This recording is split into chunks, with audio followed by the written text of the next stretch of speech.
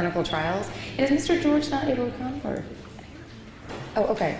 All right, because he's another one of my patients who has been seen here with me at UCSF and participated in clinical trials. I wanted to talk to you a little bit about the treatment of myeloma, and I'm just going to talk very quickly and very generally about it because there are so many ways that we can treat it. What you should know is that if you are diagnosed with myeloma, there is a treatment, and these treatments can last for a long time and keep you in remission for a long time. And this was not true 10 years ago. I mean, we really have blown up what was myeloma. It used to be, okay, you just have a few years, and now my patients are living for years, seeing their kids get married, seeing their grandkids get born, and it's a really, really nice thing to come into a field where we're having better therapies, and I think, as Mary is saying, we may have a cure in the future. But for those patients who are diagnosed with myeloma, there are sort of 4 phases of treatment. The first is something we call induction therapy or initial therapy, and that's when we put 3 drugs together, usually with a steroid and 2 other drugs, and we have people take these drugs for a couple of months. We call those month cycles. And the interesting thing about these drugs is that now that people have done more research into myeloma, they're not your traditional kind of chemotherapies that you would see your friends with breast cancer or colon cancer or lung cancer get. They're actually really directed towards the mechanisms that make these myeloma cells work or make these myeloma cells grow. And because they're directed towards the myeloma cells, they actually allow these patients to get the therapies and still work. They still can work.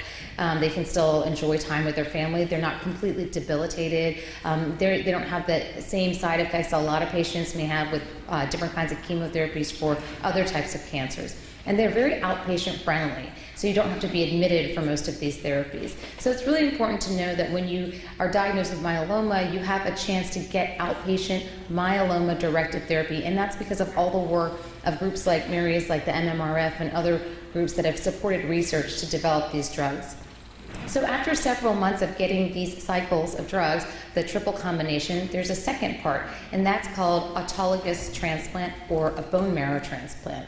Now that phrase bone marrow transplant can be very scary, something scary to hear because you think it's a huge undertaking, and it is, but we've really begun to demystify this over the time because now we can even do these quote unquote bone marrow transplants as an outpatient even if you're interested.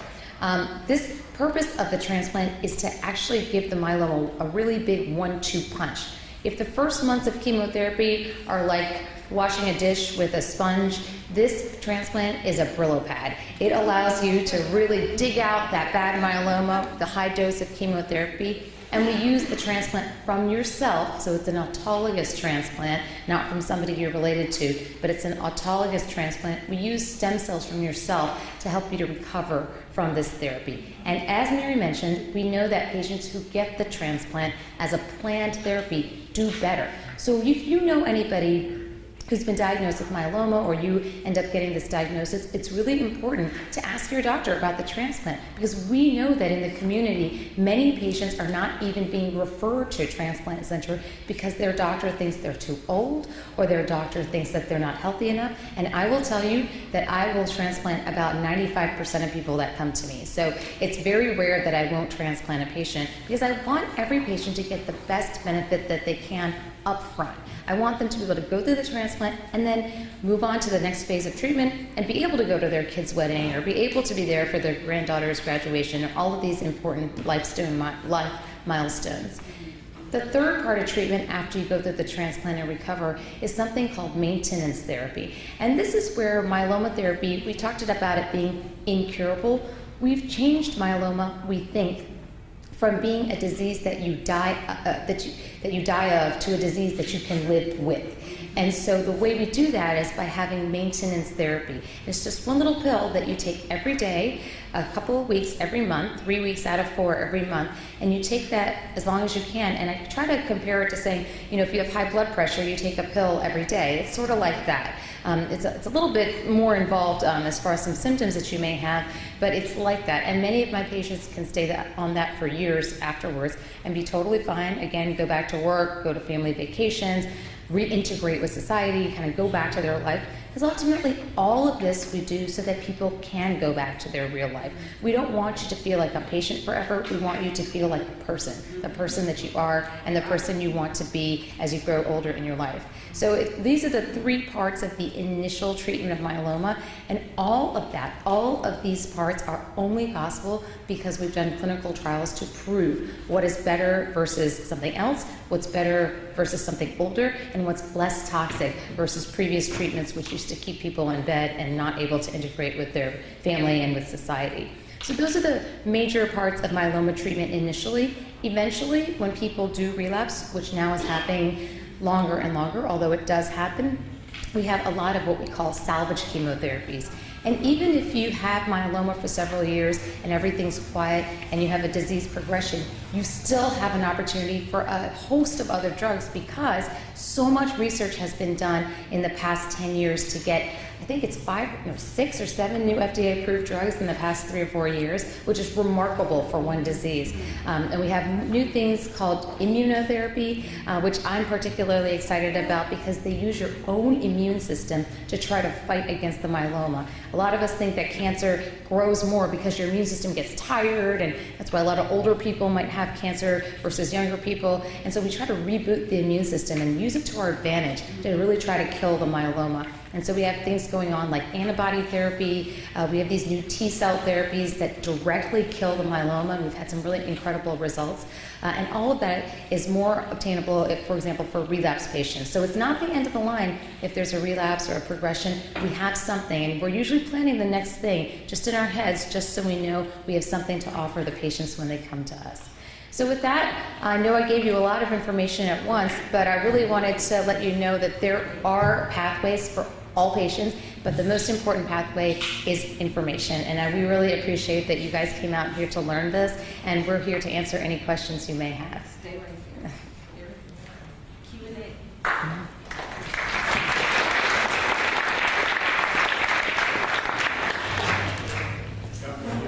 Oh, all right. Yes. My question, because cancer is such a frightening disease. It is. And it can slip upon you bad cancer and you know it. And so I would like to know how we can touch bases with more people, because this is just a dot of people in the city of Oakland that know about it and maybe never heard of it. And so I would like us to be able to tell more people and get more people and doctors to know about this disease. Actually, I think, Mary, you probably would be better. Oh, thanks. So this is a very big part of what we do at the MMRF. And there's also other nonprofit organizations that work in the myeloma space. All of us know that there is a huge need for myeloma information in the community, not just for folks who may be diagnosed with it, but also for doctors who treat patients with myeloma. And mostly, I mean, it's easy, not easy, but you can more easily find a doctor who's an expert in myeloma, like Nina or like Dr. Green, in one of the bigger academic medical centers who are around. But for you to just go to your doctor who is down the street, that might be a place where you might not find a doctor who's really very familiar with myeloma. We want to change that. There's a lot of doctors out there who would benefit from more education, just like there's many patients out there who would benefit from more education. So this is our goal. This is the goal of many, many people in the myeloma community. And by the community, I mean patients, I mean nonprofit organizations like ourselves and others, folks who are our partners in the pharmaceutical industry, folks who are our partners in academic medical centers, the expert doctors, and also the FDA, who helps us, approve drugs for the next generation of patients who really might benefit. Yes, just heard some great news about breakthroughs are occurring in treatment. So I need to go back and ask this question, which is kind of a negative question.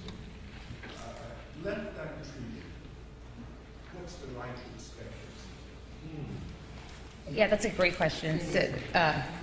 So the question was, if you do have myeloma, and when we talk about myeloma, we talk about the kind of myeloma that needs to be treated, symptomatic myeloma, you have symptoms from it. If it's left untreated, what is the course? How long would someone survive? In my opinion, for most patients who come to me, if they did not receive treatment, they would probably pass away, some of them within weeks because they'd have kidney failure, but other of them maybe in months. Now, those are patients that have advanced disease, but if you have truly symptomatic myeloma and you're not getting therapy, it's probably months that you can live with that truly symptomatic myeloma. Yes? Did I hear something mentioned about specific deficiencies in blood tests from one of you, and I may have missed it. Sure. I think someone asked a question of what the blood test was that you can get if you're having, for example, fatigue, and what can be an easy thing. So the easiest blood test to send off for myeloma is something called a protein electrophoresis, which is a really long word, but there is a shorter word of it, and it's just an acronym called SPEP, so SPEP. And this electrophoresis diagnoses most myelomas, and there's a separate blood test called light chains, which is another part of the proteins that are produced by the myeloma cells. So if you get an SPEP and a light chain test in your blood, which actually is the same tubes that they take out for a bunch of other tests, you won't even notice that they're testing for it, they just add it on the test. That can look for it. And I can't tell you how many people have come to my clinic because they were incidentally found to have this when they were having a workup for something else, or they were having a colonoscopy, or something happened and something looked a little bit abnormal. It's actually also important, as you were pointing out, when you get those lab tests back from your doctor, look at them, because we all are human and we make mistakes and we overlook things, and I think certain things are normal because I only see cancer patients, but they're not always normal, they may be abnormal for a reason. And if you see a new anemia or you see a protein level that looks too high or something else that looks too low, ask your doctor about it, because the best that they'll say is, oh, I looked at that and actually I don't think it's an issue. Okay, fine. But at least somebody has looked at it, and you are your own advocate. And I keep repeating that. So it's important. And thankfully now a lot of the medical centers allow you to have access to your own labs. It's not like the old days where you had to print them out and all that. So I really take advantage of getting those online access codes and communicating with your provider, so you take your health into your own hands.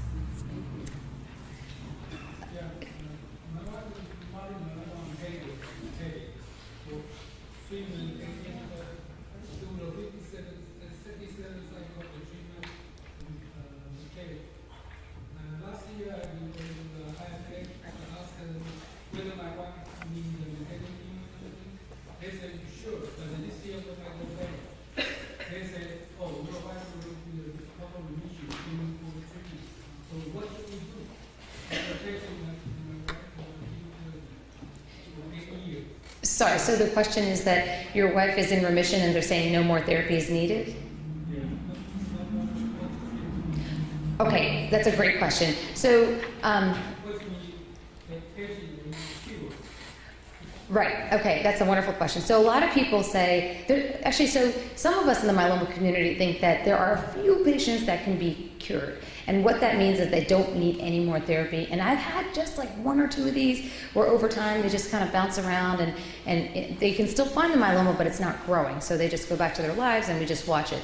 That's a possibility. But for most patients with myeloma, there is chronic therapy needed as long as the patient can tolerate it. So there's always a plus and minus, right? With all treatments, there's a toxicity. So if the patient can tolerate it, I always advocate for at least very low dose maintenance therapy, because it's like pushing back against the myeloma. You don't want it to grow.